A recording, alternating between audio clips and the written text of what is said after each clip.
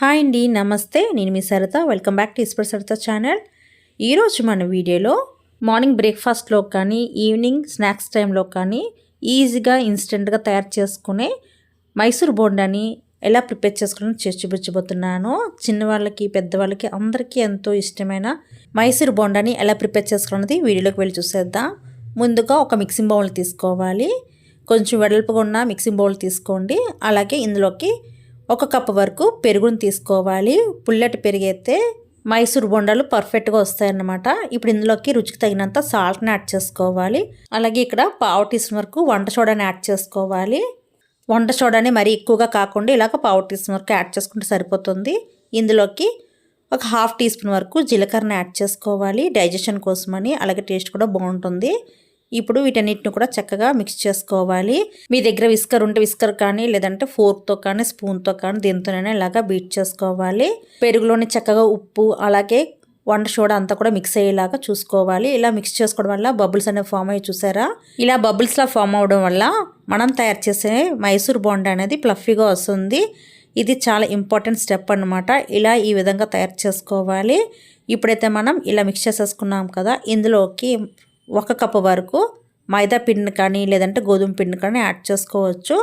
1 cup వరకు పెరుగు తీసుకున్నాం కాబట్టి 1 కప్పు మైదా పిండి అయితే యాడ్ చేసుకోవాలి. ఈ పెరుగులో మైదా పిండి అంతా కూడా కలిసేలా కలుపుకోవాలి. వాటర్ ఏమి యాడ్ చేయకుండా ముందు ఒకసారి ఇలాగ కలిపేసుకోవాలి. ఇలా కలుపుకున్న తర్వాత కొంచెంగా వాటర్ని యాడ్ చేసుకుంటూ పిండిని అయితే కొంచెం లూజ్ కన్సిస్టెన్సీలో కలుపుకోవాలన్నమాట. ఇప్పుడు ఇందులోకి హాట్ వాటర్ని అయితే యాడ్ చేసుకోవాలి. ఇక్కడ గోరువెచ్చని వాటర్ని యాడ్ చేసుకుంటున్నాను. ఇందులోకి పుల్లటి పెరుగు చాలా ఇంపార్టెంట్.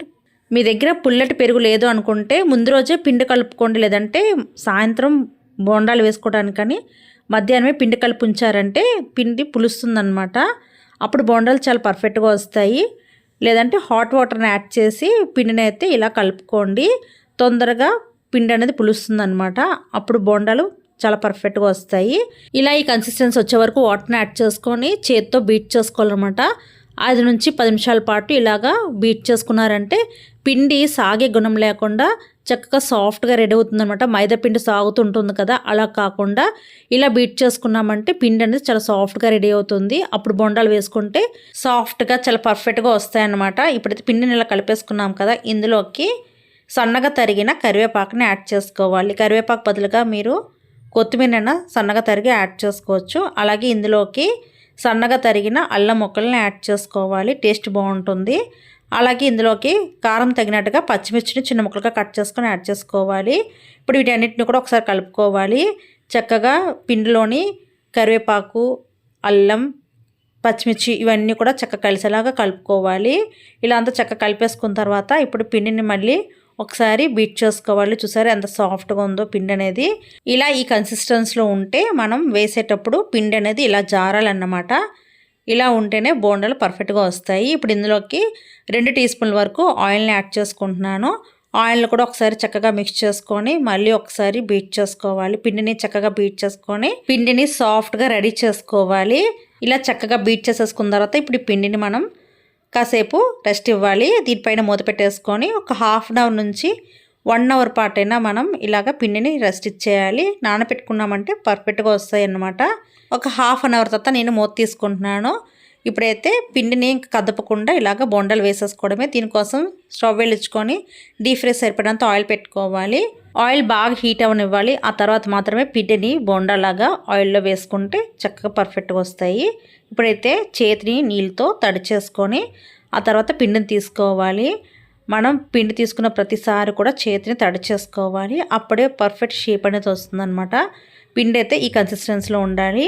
ఇప్పుడు ఆయిల్ మరిగింది లేదో చెక్ చేసుకోవడానికని కొంచెం పిండిని మనం ఆయిల్లో వేసుకొని ఆయిల్ హీట్ అయింది లేదో చెక్ చేసుకోవాలి. ఇలా కొంచెం పిండిని ఆయిల్లో డ్రాప్ చేయగానే వేసిన వెంటనే పైకి తేలుతుంది చూసారా, అంటే ఆయిల్ అనేది పర్ఫెక్ట్ హీట్లో ఉన్నదన్నమాట. ఇప్పుడు మనకు నచ్చిన సైజులోని పిండిని తీసుకొని ఆయిల్లో డ్రాప్ చేసుకోవాలి. వేయగానే పైకి చక్కగా తేలుతుంది. ఇలా తేలితేనే మనకి బొండాలు అనేవి పర్ఫెక్ట్గా వచ్చినట్టుమాట. ఇలా పొంగుతున్నట్టు వస్తున్నాయి చూసారా, అంటే పిండి అనేది చక్కగా ఫ్లఫీగా ఉందన్నమాట.